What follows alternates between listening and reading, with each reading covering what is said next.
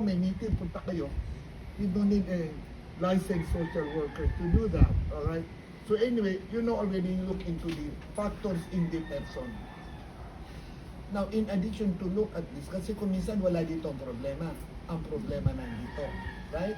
The child is not performing well in school, is very timid, looks disturbed, iba-iba. Maybe because the child is being is the victim of favoritism. Yung tatay siguro, pulis. Ang gusto niya, ayaw niya ng anak na babae, gusto niya mga lalaking anak. Di ba?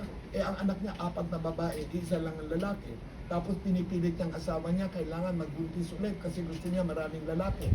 So there's a family problem there. So that can result. O yung dito naman yung sinasabi ko sa inyong poverty-stricken husbands, fishermen or farmers, poverty cannot support the family. So ang problema nito is lack of financial support because of the situation in the family, right?